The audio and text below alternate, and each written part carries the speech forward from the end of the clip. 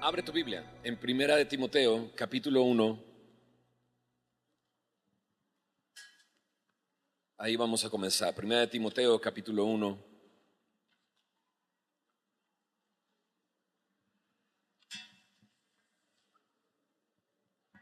Versículo 15. El tema que me ha tocado a mí es Jesús Salvador. Primera de Timoteo 1:15 dice de esta manera: palabra fiel y digna de ser recibida por todos, que Cristo Jesús vino al mundo para salvar a los pecadores, de los cuales yo soy el primero. ¿Oramos?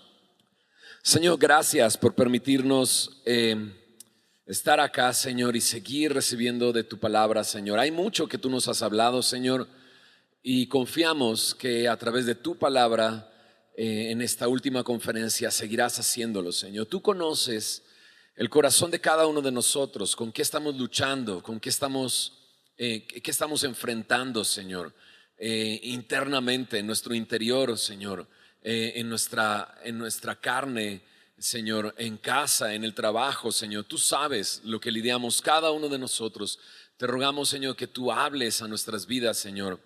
Gracias, Señor, porque ahora lo sabemos, Señor. Tú te has hecho cercano y sabemos que tú quieres seguir haciéndolo. No nada más aquí, Señor, sino en casa, cuando regresemos a casa en esta semana, Señor.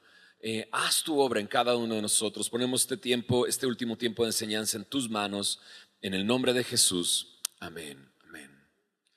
Pablo está diciendo algo importante. Palabra fiel y digna de ser recibida por todos. 5 veces en las cartas pastorales Pablo dice esta frase. En otras versiones lo dice así: esto es verdad y todos deben creerlo. La siguiente declaración es digna de confianza y todos deberían aceptarla. Es que Pablo está diciendo algo muy importante, algo que todos debemos de considerar, de recibir, de aceptar, o como dice esa versión, de creer. ¿Qué cosa? Que Cristo Jesús, dice ahí, que Cristo Jesús vino al mundo para salvar. Lo sabemos desde que comenzamos a leer la historia de Jesús. Cuando José se da cuenta que María está embarazada, está pensando en dejarla, pero en sueños recibe estas palabras: el niño que nacerá le llamarás Jesús. Simplemente en el nombre de Jesús está este hecho de que Él es el Salvador. Jesús es la palabra Yeshua.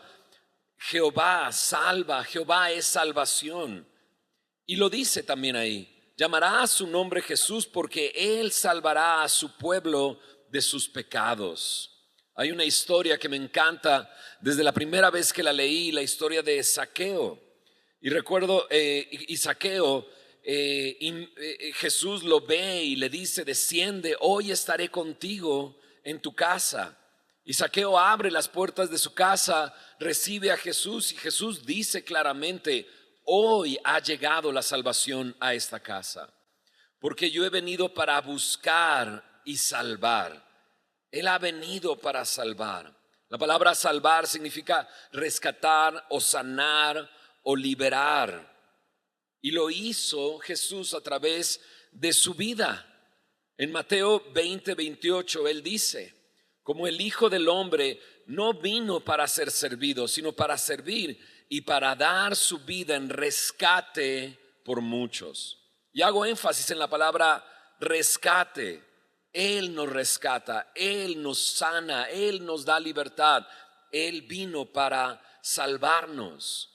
De hecho, en este mismo evangelio de Mateo hay diferentes formas en que la salvación se relaciona con salvarnos de peligro, porque ahí vemos en Mateo capítulo 8 a los discípulos que aun cuando eran pescadores se levanta una tempestad en el mar y Jesús está dormido, pero se acercan a Él, lo despiertan diciéndole: Señor, sálvanos que perecemos. En la barca, en el mar de Galilea, en la tempestad, con miedo por el peligro que estaban viendo a su alrededor, ellos dicen, sálvanos. Pero también lo vemos con esa mujer que tenía flujo de sangre, que tenía 12 años con este padecimiento, que había gastado todo lo que tenía en doctores, y llega con Jesús y toca su manto. Y dice ahí que ella expresaba esto dentro de sí misma: si tocare solamente su manto, seré salva. Cuando Jesús la voltea a ver, le dice así: ten ánimo, tu fe te ha salvado. Y como una descripción dice, esa mujer fue salva a partir de ese momento. Salvación me habla de estas cosas, de rescatarnos, de sanarnos, de darnos libertad en situaciones de peligro, en situaciones de enfermedad. Pero bueno, Jesús vino para salvarnos del pecado, incluso del pecado y de la consecuencia del pecado o que el pecado trae. La consecuencia es la muerte. En Juan 3:17 se nos dice: porque no envió Dios a su Hijo al mundo para condenar al mundo, sino para que el mundo sea salvo por él. Y en el contexto en el que está este versículo, está junto a Juan 3:16, para que todo aquel que en él cree no se pierda, mas tenga vida eterna. Sí, él vino para salvarnos de la perdición eterna y para darnos vida eterna.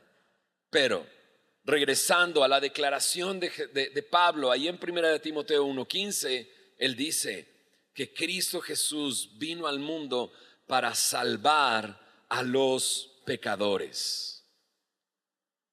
A los pecadores. Es esta mujer que ya no ve ninguna esperanza, que ha perdido todo su dinero, que va y toca el manto de Jesús. Son estos hombres que, siendo pescadores y conociendo el mar, y estoy seguro enfrentando tempestades en el pasado, cuando se dan cuenta que las olas están cubriendo la barca, gritan: sálvanos. La primera condición necesaria para la salvación es ser un pecador, porque ¿quién necesita salvación sino un pecador? Cuando Mateo mismo describe cómo Jesús llegó a donde él estaba y lo llamó a seguirle, ¿recuerdas? Se acercó Jesús al banco de los tributos públicos y vio a Mateo y le dijo a Mateo: sígueme. Bueno, en esa ocasión Mateo hace una comida para Jesús, lo recibe en su casa y la llena de sus amigos, amigos como de su calaña, publicanos y pecadores. O sea, un publicano era un cobrador de impuestos, y sin duda un cobrador de impuestos pues no es muy amado, ¿verdad? Es más bien odiado, es más bien reconocido en ese tiempo como un traidor.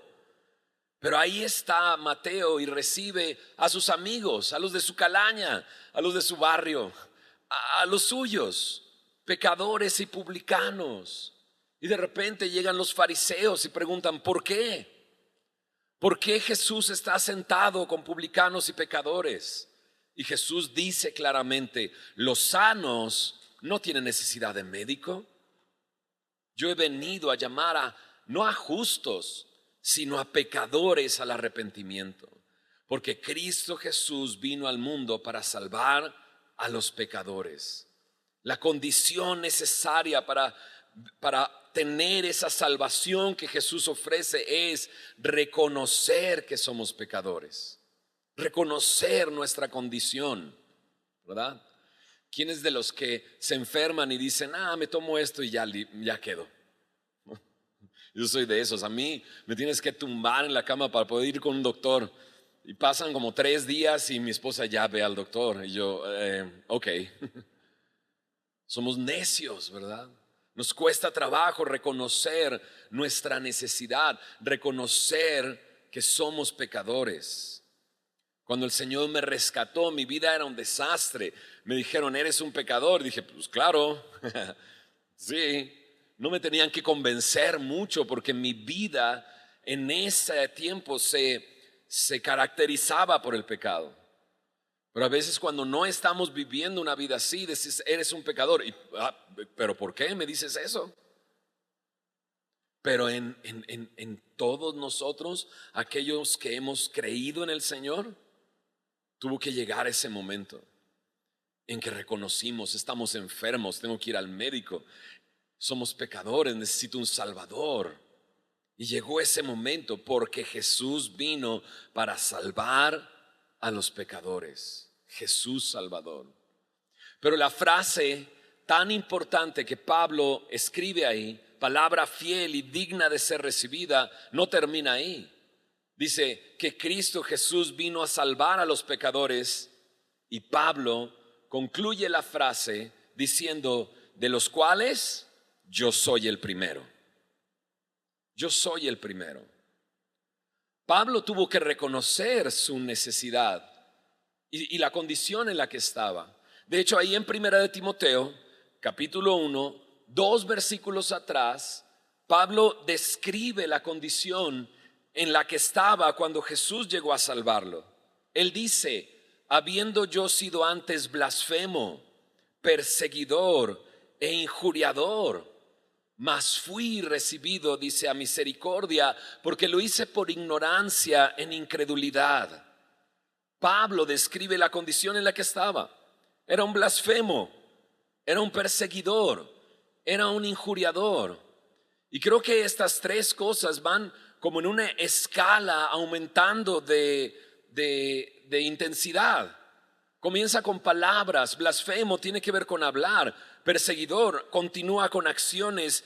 Él actuaba de esa manera. En el momento en que Jesús lo encontró, Pablo estaba dedicado a perseguir a cristianos, a perseguir a aquellos que seguían a Jesús. Y lo que hacía era hacerlos blasfemar, y lo que hacía era conseguir cartas que le dieran el poder y la autorización de llevarlos a la cárcel, pero no concluye ahí. Dice blasfemo, perseguidor, injuriador.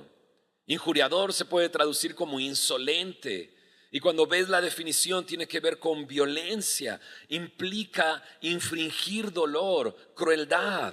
Esa es su historia. Y cuando va camino a Damasco, Jesús se le manifestó, lo tiró al piso, lo dejó ciego por varios días. Y Jesús se identificó, yo soy Jesús al que tú persigues. Entonces Pablo tuvo que reconocer su condición. Era un blasfemo, era un perseguidor, era un injuriador. Nosotros hemos reconocido, a lo mejor hay alguno aquí que está viniendo por primera vez al retiro, que lo invitaron, y es en este retiro que él se está dando cuenta de su condición. Date cuenta de tu condición. Todos somos pecadores. Por cuanto todos pecaron, dice su palabra, todos han sido destituidos de la gloria de Dios. La paga del pecado es muerte, mas la dádiva de Dios es vida eterna en Cristo Jesús. Pablo tuvo que reconocer, pero la frase en la que estamos, palabra fiel y digna de ser recibida por todos, que Cristo Jesús vino al mundo para salvar a los pecadores, de los cuales yo soy el primero. Nos sorprende que Él dice, no estoy reconociendo que fue en el pasado. O sea, Él vino a salvar a los pecadores, de los cuales yo soy el primero. En el presente, en la actualidad, Pablo está diciendo, yo soy el primero. Entonces, cuando él escribió Primera de Timoteo a Timoteo, cuando le escribió esta carta a Timoteo, ya habían pasado años del momento en ese primer encuentro, cuando se encontró con Jesús en Damasco, cuando lo encontró Jesús en Damasco.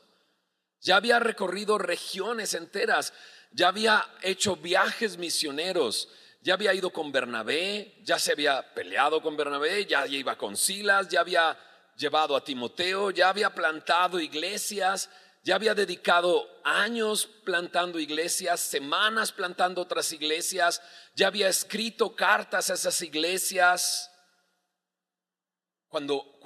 Cuando Pablo conoció al Señor, probablemente tenía alrededor de 26 años. Y esta declaración, esta frase que es muy importante, Pablo la está escribiendo después de casi 30 años de ministerio. Y Pablo dice, yo soy el primero. ¿No nos dice algo eso?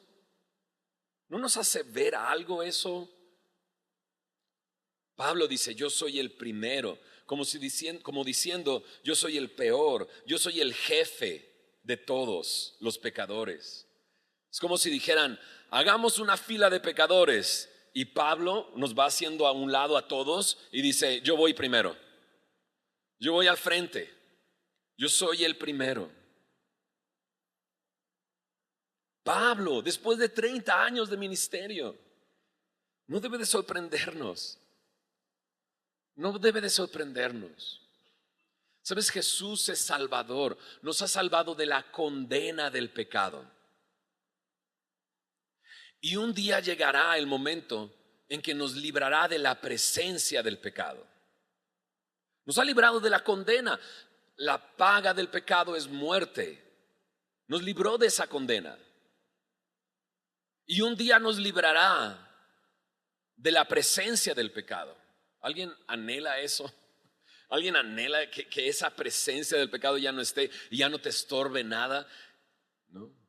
¿Cuántos incluso en esos momentos donde queremos leer la palabra, nuestra carne nos cuesta trabajo poner atención y dedicar ese tiempo, y nos jala nuestra mente y nuestros deseos a otras cosas, a ver y a buscar otras cosas?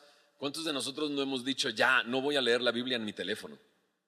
Ya, no, o sea, lo voy a hacer y decimos, y luego ahí estamos, otra vez. Y decimos, bueno, es más, mejor le pongo play y la escucho mientras veo otras cosas. Y dices, ok, ya, mejor voy a dejar el teléfono a un lado y voy a leer en mi Biblia. Y lees en tu Biblia y estás así con el teléfono. Dices, bueno, ya lo voy a dejar afuera del cuarto.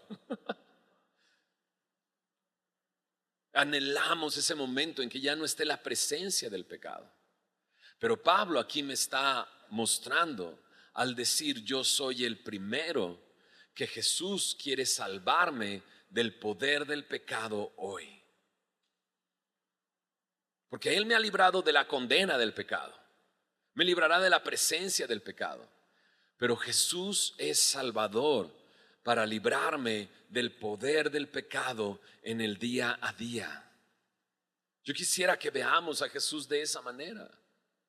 A mí me sorprende que Pablo diga yo soy el primero, pero me deja de sorprender tanto cuando leo en Romanos capítulo 7 lo que Pablo dice que es su lucha constante, que también lo expresa no como algo en el pasado, sino como algo en el presente. Y veo eso como una constancia, incluso en Juan. Cuando Juan escribe su primera carta, él dice, si confesamos nuestros pecados, Él es fiel y justo para perdonar nuestros pecados y librarnos de toda maldad. O sea, Juan dice, si confesamos nuestros pecados. Él no dice, si confiesan sus pecados, sino pareciera que Él se incluye. Y al decir si confesamos, entonces tendríamos que preguntar, Juan, ¿neta? ¿Tienes algo que confesar?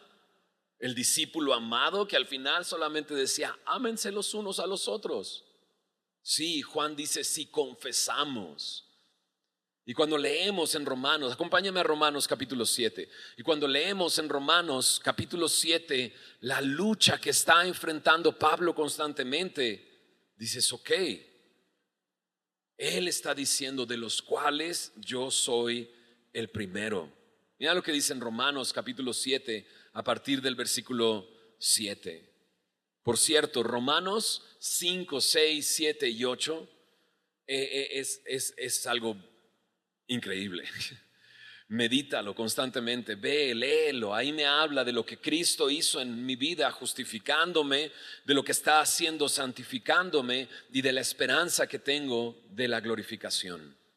En Romanos capítulo 7, versículo 7 dice así: ¿qué pues diremos? ¿La ley es pecado? Porque Pablo ha estado haciendo una disertación y cuando llega esta pregunta no te sorprenda, no, la ley no es mala. Entonces él dice, ¿la ley es pecado? Dice, en ninguna manera. Pero dice, pero yo conocí el pecado, yo no conocí el pecado sino por la ley, porque tampoco conociera la codicia si la ley no dijera, no codiciarás. Mas el pecado, tomando ocasión por el mandamiento, produjo en mí toda codicia, porque sin la ley el pecado está muerto. Y yo sin la ley vivía en un tiempo, pero venido el mandamiento, el pecado revivió y yo morí. Y hallé que el mismo mandamiento que era para vida, a mí me resultó para muerte, porque el pecado, tomando ocasión por el mandamiento, me engañó. Por él me mató, de manera que la ley a la verdad es santa, el mandamiento santo, justo y bueno. Luego lo que es bueno vino a ser muerte para mí. En ninguna manera, dice, sino que el pecado, para mostrarse pecado, produjo en mí la muerte por medio de lo que es bueno, la ley, a fin de que por el mandamiento el pecado llegase a ser sobremanera pecaminoso. Porque sabemos que la ley es espiritual, mas yo soy carnal, vendido al pecado. Pablo dice, la ley no es mala, la ley reveló la realidad de mi condición, que soy un pecador. Porque cuando leí no codiciarás, dice Pablo, entonces me di cuenta que codicio todo el tiempo, que estoy todo el tiempo codiciando. Y es que este es Pablo, Pablo el religioso, Pablo el irreprensible, Pablo el celoso, que su celo por Dios lo llevó a perseguir a la iglesia. O sea, él cuando dice ahí blasfemo, perseguidor, injuriador, él en su mente estaba haciendo la obra de Dios. Él es el irreprensible. Pero Pablo dice, la codicia no lo veían los demás, pero sí sabía yo que lo hacía. Y cuando lo leí en el mandamiento, resultó ser pecaminoso para mí. En el verso 9 dice, sin ley vivía. No habla de vida en Cristo, no, sino que seguía vivo sin recibir la muerte que merecía. ¿Cuántos de nosotros Dios prolongó nuestra vida aún viviendo en el pecado? Pues sí, vivíamos, pero Él merecíamos la muerte. Sin ley vivía, Él dice, pero la ley revivió y dice, y yo morí. Él se dio cuenta de la realidad, estoy muerto. Y me dice algo que quizás ya lo hemos estado escuchando. El pecado es engañoso. El pecado promete, pero no cumple. Y cuando tú lo lees en la ley, entonces la ley, siendo buena, santa, espiritual, nos da la realidad. Estoy muerto en mis pecados. Estoy muerto en mis pecados. Pablo está narrando ese momento. Él se dio cuenta, ¿no? Y de repente dices, bueno, ya se dio cuenta. Pero checa lo que dice el verso 15. Porque lo que hago no lo entiendo, pues no hago lo que quiero, sino lo que aborrezco, eso hago. Y si lo que no quiero, esto hago, apruebo que la ley es buena. De manera que ya no soy yo quien hace aquello, sino el pecado que mora en mí. Y yo sé que en mí, esto es en mi carne, ¿qué dice? No mora el bien, porque el querer el bien está en mí, pero no el hacerlo. Porque no hago el bien que quiero, sino el mal que no quiero, eso hago.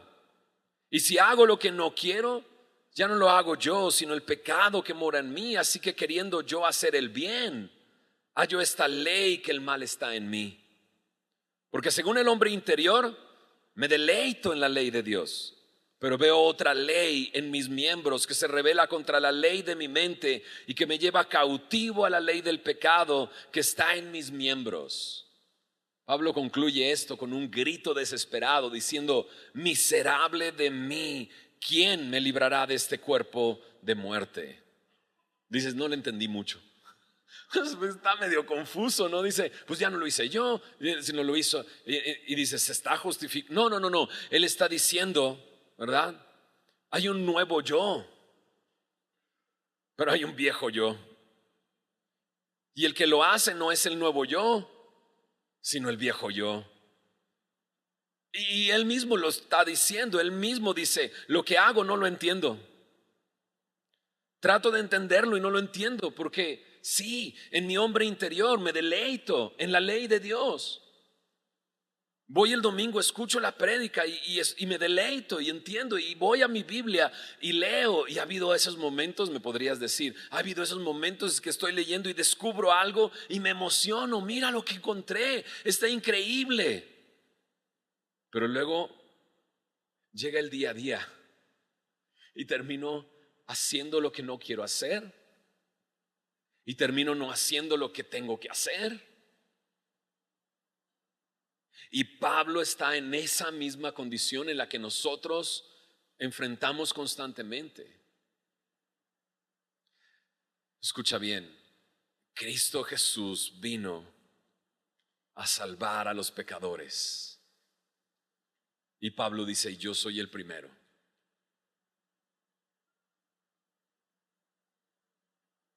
Él nos ha salvado. Pero ¿estás de acuerdo que necesitamos un Salvador hoy? Jesús, ese es el quien me librará de este cuerpo de muerte. Ahora, si lo vemos, Pablo está expresando todo esto, y el problema de Pablo no es un problema de conocimiento, porque él sabe, él conoce, y muchos de nosotros así es.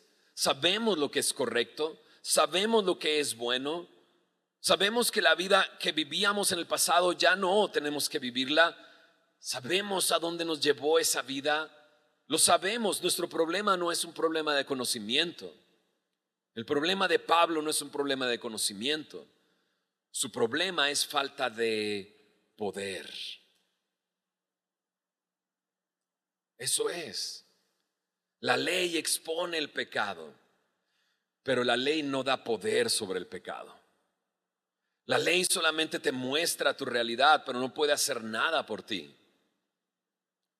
Por eso, esta es una palabra fiel y verdadera y digna de ser escuchada, que Cristo Jesús vino a salvar a los pecadores, de los cuales yo soy el primero.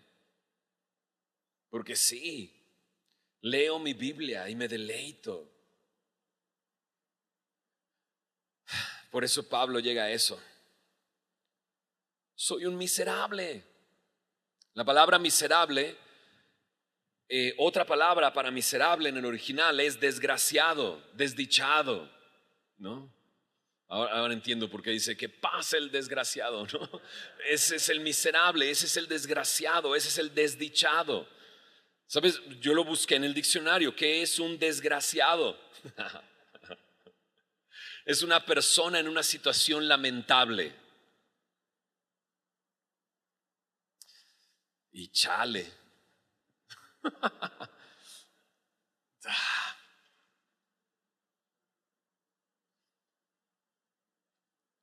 Porque entonces, así como reconocí en el pasado que soy un pecador, necesito reconocer en la actualidad que mi situación es lamentable. Si estoy viviendo así, si estoy haciendo lo que no debo de hacer y no haciendo lo que debo de hacer, estoy en una situación lamentable. También en el diccionario, no un diccionario bíblico, en un diccionario normal dice alguien carente de felicidad, o también alguien carente de suerte, alguien despreciable.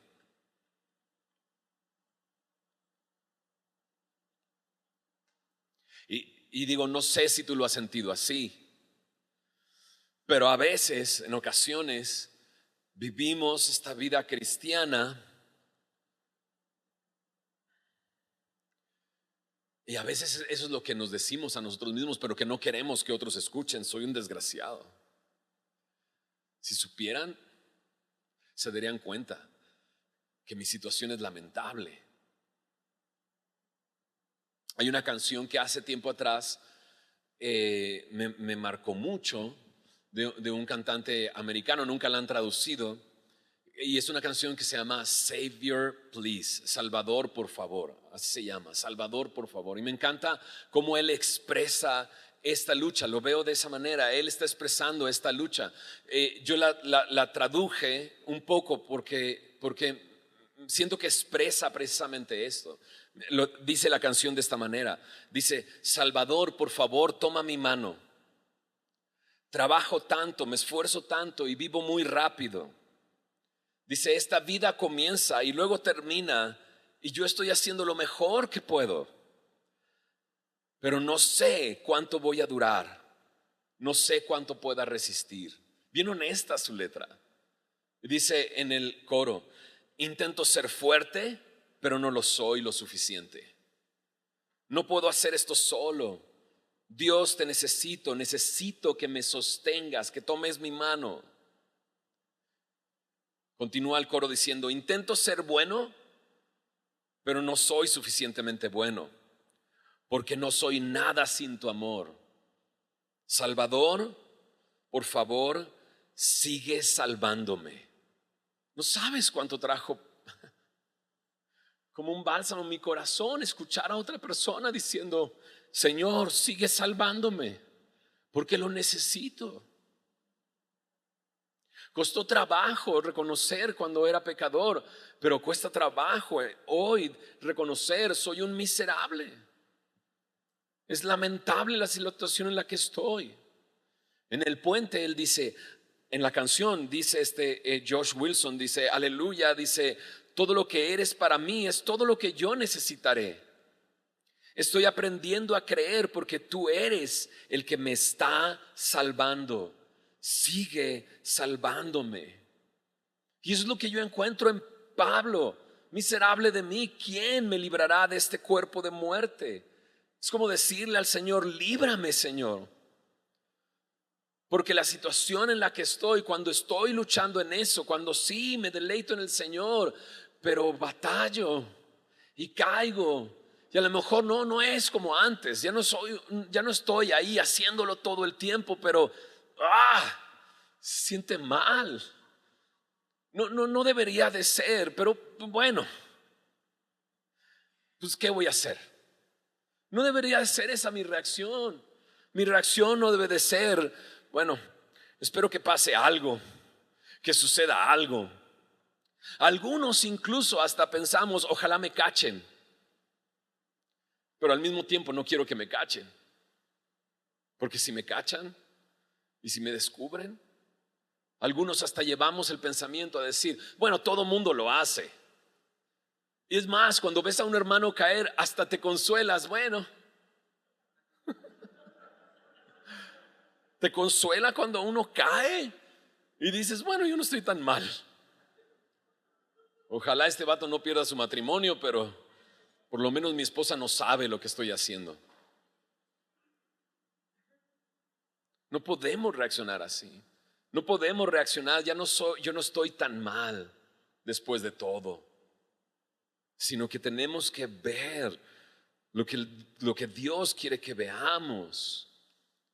Él es el Salvador. Su sacrificio en la cruz, Él dijo: pagado por completo. Lo acabamos de recordar, ¿no es así? Comimos el pan y recordamos cómo su cuerpo fue molido. Tomamos la copa y recordamos cómo su sangre fue derramada. En serio, no reacciones diciendo: bueno, espero que algo pase. Mejor di como Pablo: miserable de mí. Pero después de que digas miserable de mí, no digas: ¿qué tengo que hacer? ¿Tengo que ir con alguien para que me diga qué tengo que hacer? ¿Qué libro leo? ¿No? Y te dicen: no, pues comienza en un evangelio, ya los leí. No reacciones diciendo, ¿qué hago? Ahora sí lo voy a intentar, ahora sí lo voy a echar ganas. Por eso me gusta esta canción. Él dice, o sea, intento ser fuerte, pero no lo soy lo suficiente. No, después de decir quién me librará, después de decir miserable soy, di quién me librará. Y ríndete. Y dile, Señor, sigue salvándome. Sigue salvándome. Mira lo que dice en Romanos capítulo 8. Sigamos leyendo. Romanos 8, verso 1. Bueno, dice, miserable de mí, ¿quién me librará de este cuerpo de muerte? Verso 25 del capítulo 7 dice, gracias doy a Dios por Jesucristo, Señor nuestro, nuestro Salvador. ¿Estamos de acuerdo? Él es nuestro Salvador.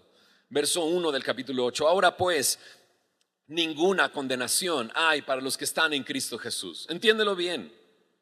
Él ha perdonado tus pecados y no hay condenación. Tienes vida eterna en Él. Tenemos vida eterna en Él. No hay ninguna condenación. Él nos libró de la condenación. Estás en Cristo, te libró de la condena, te libró de la muerte, pero te quiere librar también del poder del pecado. Y te ha dado con qué. Checa lo que dice en Romanos 8:2. Porque la ley del Espíritu de vida en Cristo Jesús me ha librado de la ley del pecado y de la muerte. El mismo Pablo que dice, lo que hago es lo que no debo de hacer y lo que no hago es lo que debo de hacer. Él mismo dice, la ley del Espíritu de vida en Cristo Jesús me ha librado de la ley del pecado y de la muerte. ¿Por qué? Dice el verso 3. Porque lo que era imposible para la ley. Porque la ley me muestra mi pecado, pero no tiene poder. Es imposible para la ley librarme. Dice, por cuanto era débil por la carne, Dios enviando, ¿a quién dice? A su Hijo en semejanza de carne de pecado, y a causa del pecado condenó al pecado en la carne. Pablo dice, lo que era imposible se hizo posible a través de cómo Dios envió a su Hijo. Romanos 8, verso 9 al 11. Mira lo que dice ahí. Romanos 8, verso 9. Mas vosotros, y esto es para nosotros, esto es para ti, esto es para mí. Mas vosotros no vivís según la carne, sino según el Espíritu. Si es que el Espíritu de Dios mora en vosotros. Y si alguno no tiene el Espíritu de Cristo, no es de Él. Y aquí déjame dejar en claro, cuando tú creíste en el Señor Jesús, el Espíritu vino a morar en ti. Es que no está diciendo, según el Espíritu, si es que el Espíritu de Dios mora en ti, sino está diciendo, según el Espíritu, ya que el Espíritu de Dios mora en ti. Porque si no mora en ti, entonces no eres de Él. Pero si eres de Él, el Espíritu mora en ti. No vives según la carne, sino según el Espíritu. Si tienes vida espiritual, es porque el Espíritu de Dios ha venido a morar en ti, ¿no? Verso 10. Pero si Cristo está en vosotros, el cuerpo en verdad está muerto a causa del pecado, mas el Espíritu vive a causa de la justicia. Y si el Espíritu de aquel que levantó de los muertos a Jesús mora en vosotros, date cuenta, el Espíritu que levantó de los muertos a Jesús mora en ti, mora en mí. Dice, el que levantó de los muertos a Cristo Jesús vivificará también vuestros cuerpos mortales por su Espíritu que mora en vosotros. Sí, Él quiere salvarte. Sí, Él quiere vivificarte. Porque ya no eres deudor a la carne, ya no vives, no recibiste el espíritu de esclavitud, recibiste el espíritu de adopción por el cual clamamos Abba, Padre. Entonces Pablo lucha, Pablo clama, miserable de mí, pero nos dice lo que era imposible de hacer para la ley.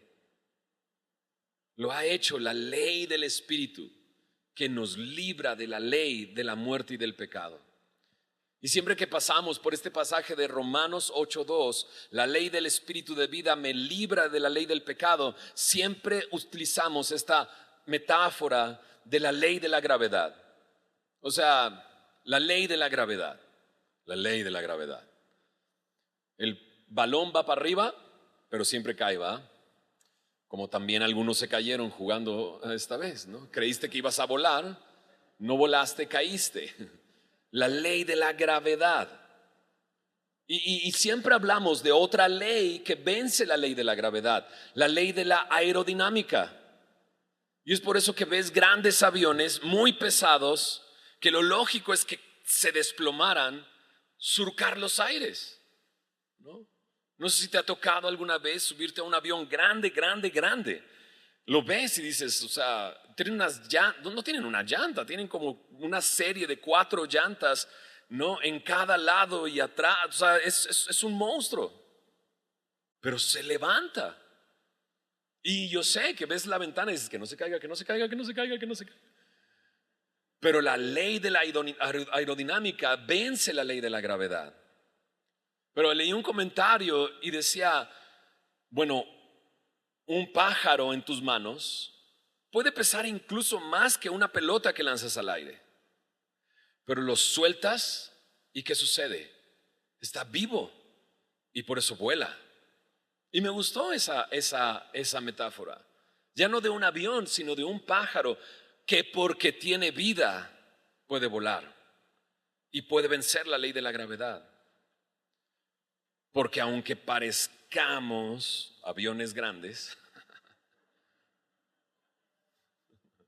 es en realidad porque no tenemos nada de aerodinámicos, ¿no? Pero tenemos vida en Cristo. Y la ley del espíritu de vida me libra de la ley del pecado y de la muerte. Hay un video que vi esta semana. Ya la información fluye a través de imágenes, ¿va? Y chistes y cosas curiosas y demás. Y yo no sé si has visto esta imagen de un perro que ponen casi siempre al final cuando sucede algo que sorprende y tiene cara así como de, ¿no? Sí, sí lo han visto ese perro, ¿no? Y vi un video donde dice, o sea, ¿quién dijo que las gallinas no pueden volar, ¿no? Entonces hay como un camino y va una gallina bien tranquila, pero empieza a perseguirla un perro, ¿no? Y cuando se acerca el perro, la gallina vuela. O sea, agarra y vuela y se sube hasta la parte de arriba de un árbol, ¿no? Y entonces sale la imagen del perro, así de, ¿no? Entonces, las gallinas vuelan. Dices, amén. Porque la imagen que generalmente usamos es de un águila. Él te da fuerzas como el águila. Y pensamos en un águila y también hay videos. Y es maravilloso las cámaras que ahora captan las imágenes, que las ponen como en el lomo. ¿Has visto esas imágenes? Las ponen en el lomo de un águila y empieza a surcar los aires y ves lo que las águilas ven, porque antes las veíamos así a lo lejos, pero no teníamos su perspectiva y ahora la ves hasta con el pico, ves parte de su cara y ves todo y sube por los aires y vuela. Pero pues también las gallinas vuelan.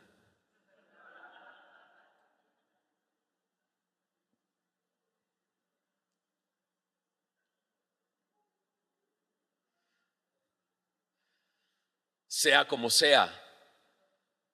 ¿Estás de acuerdo? Sea como sea. Ya cuando el perro esté a punto de morderte, pero extiende las alas, aunque seas una gallina, pero vuela. Y reconócelo. Porque a veces me siento más gallina que águila.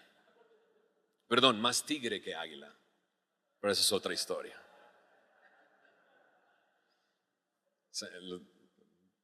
Referencia de fútbol, nada más. Aunque sea, bro. Aunque sea. Vuela. Aunque te alcance nada más para subir ahí al árbol. Porque el Señor te ha dado vida. Acompáñame a Juan capítulo 8. Desde el momento en que me dieron este tema pensaba en estos versículos y creo que los conoces. Juan 8:31 dijo Jesús a a los judíos que habían creído en él: si vosotros permaneciereis en mi palabra, seréis verdaderamente mis discípulos y conoceréis la verdad, y la verdad os hará libres. Le respondieron: linaje de Abraham somos y jamás hemos sido esclavos de nadie. ¿Cómo dices tú, seréis libres? Jesús les respondió: de cierto os digo que todo aquel que hace pecado, esclavo es del pecado. Y si el esclavo no queda en la casa para siempre, el Hijo sí queda para siempre.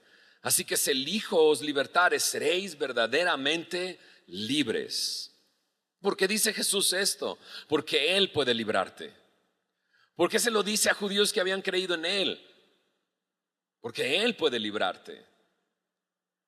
¿Por qué nos llama al discipulado? Porque Él quiere librarte.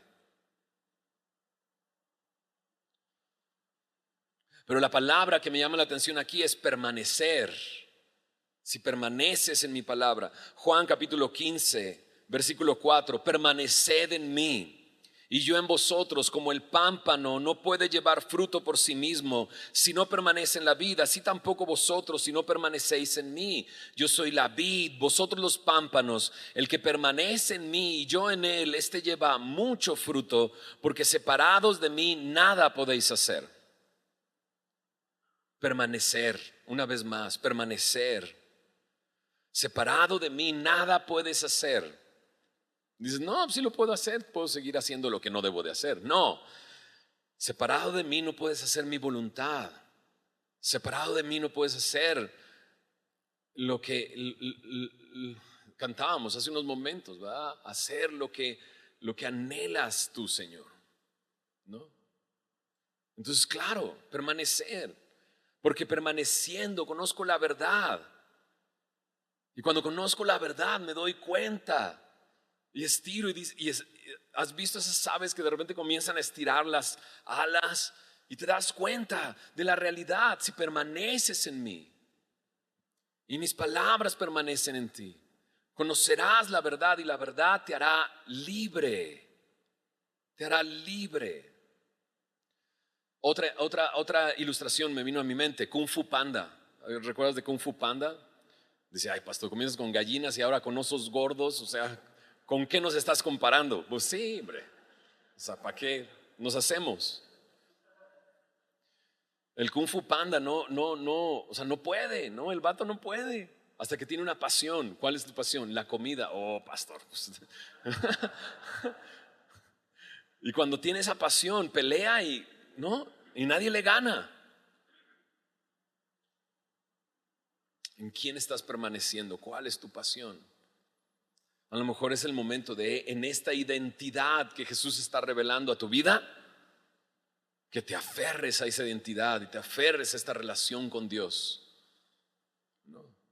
Pero otra vez, la canción que te decía, o sea, intento ser fuerte, pero no soy lo suficiente. Intento ser fuerte, pero no puedo.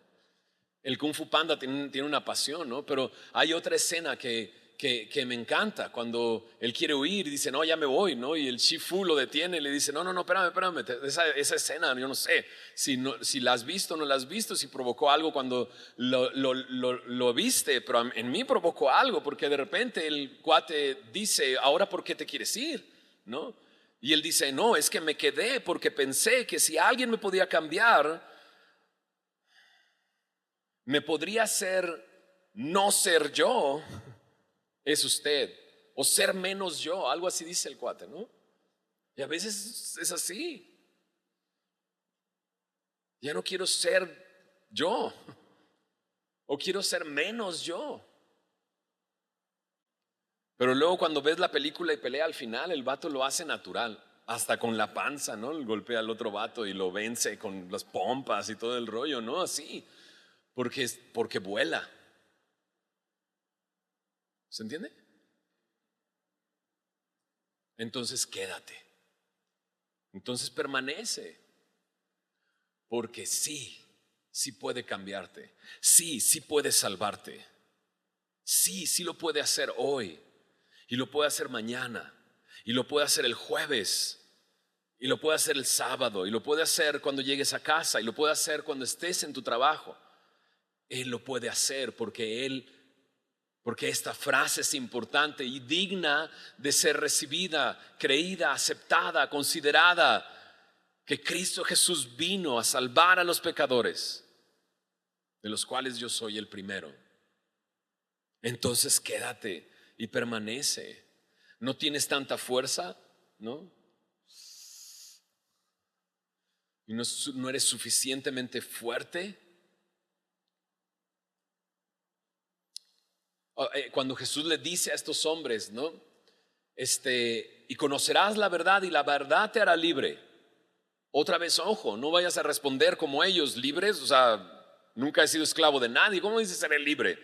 ¿De qué me tienes que liberar? Más bien reconozcamos que Él puede librarnos, porque si Él nos da libertad, entonces seremos verdaderamente libres. Ya sea como gallina, ¿verdad? Clama, sálvame, Señor. O ya sea en esta etapa, que sé que has vivido etapas así, donde estás buscando al Señor y ¡pum! Y todo cambia de perspectiva y lo ves desde arriba y dices, Señor, tú estás aquí. Sea como gallina o sea como águila, Él te ha dado la capacidad por medio de su espíritu, porque su espíritu mora en ti. Porque el espíritu que levantó de los muertos a Jesús es el espíritu que mora en ti. Él puede vivificarte, Él puede darte vida, Él puede darte libertad. Permanece en Él. Hay un versículo que me encanta acerca de permanecer en Él. Está en el Salmo 73, en el versículo 22. Dice, tan torpe era yo que no entendía, era como una bestia delante de ti. Dice, amén. No, bueno, ese no era. Es el versículo 23. Dice, con todo, yo siempre estuve contigo, dice Asaf, me tomaste de la mano derecha. Esta imagen nunca se me va de mi mente. La he mencionado en otras ocasiones, ¿no? Y dice ahí, con todo, yo siempre estuve contigo, ¿no? Pero cuando lees el Salmo 73, el vato casi resbala. O sea, el vato casi cae en querer hacer lo que los malos hacían. Pero él dice, pero yo siempre estuve contigo. Pero la segunda frase creo que me da la respuesta de por qué él sabe que siempre estuvo con Dios. Dice, me tomaste de la mano derecha. Entonces no es tanto de que yo tenga tanta fuerza para entonces sostenerme, porque no soy suficientemente fuerte. Pero Él me está agarrando. Es como cuando le decimos a nuestros hijos cuando están pequeñitos, agárrame la mano, no me sueltes. Pero en realidad tú nunca lo vas a soltar, ¿estás de acuerdo? Estás cruzando la calle y le dices, hey, no me sueltes. Pero nunca lo sueltas tú. Así es mi Señor. Permanece en mí.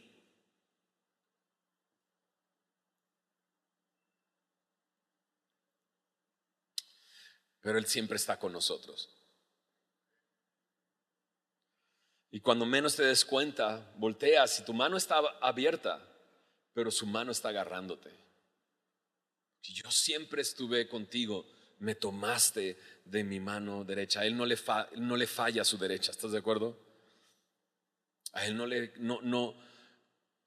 se cansa. A Él no le falta fuerza. Él no es débil. Él puede permanecer. Déjame hacer un poquito de énfasis en esto.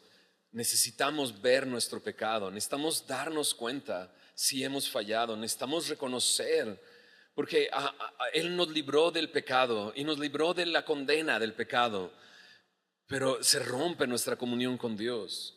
Y es cuando todo se empieza a desquebrajar y cuando tu esposa te voltea a ver y te dice, ¿qué onda? ¿Qué está pasando? ¿No? Y tú así de nada. ¿No?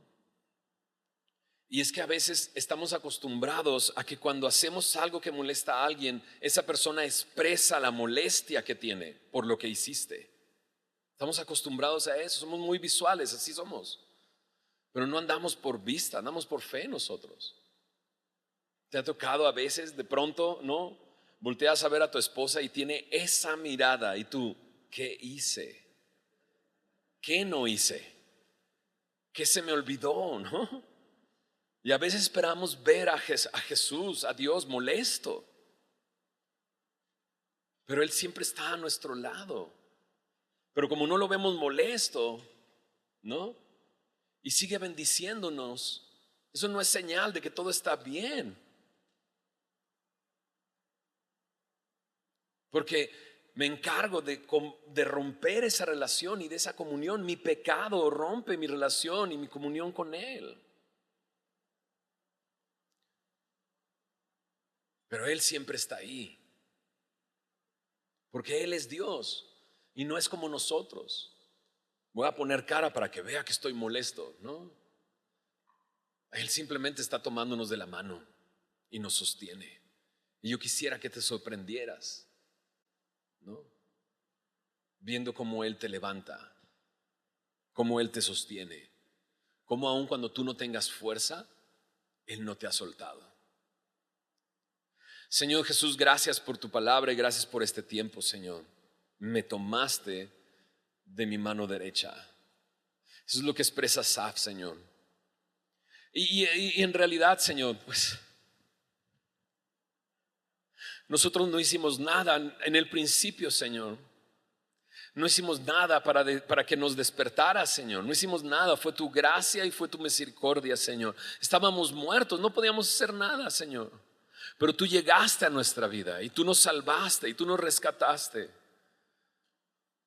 ¿Por qué pensar que ahora podemos solos? ¿Por qué pensar que el salvarnos quedó en el pasado y no en el presente?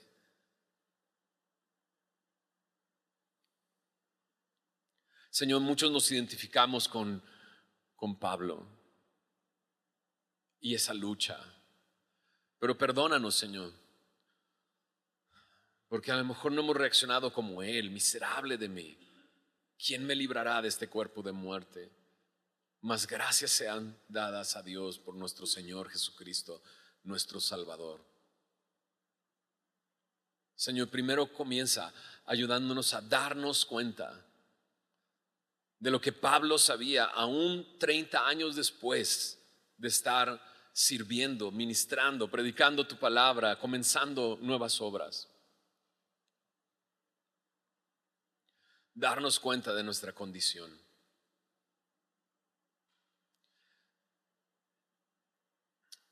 Señor, renuévanos una vez más, porque el Espíritu que mora en nosotros, aquel que a ti, Jesús, te levantó de los muertos, vivificará nuestros cuerpos. Señor, muchos de los que estamos aquí tenemos conocimiento, pero a veces no nos atrevemos a decir: Señor, sálvanos, a reconocer nuestra condición lamentable, carente de felicidad. Señor, haz tú la obra en cada uno de nosotros, Señor. Tú sabes con qué lucha cada uno de nosotros. Y líbranos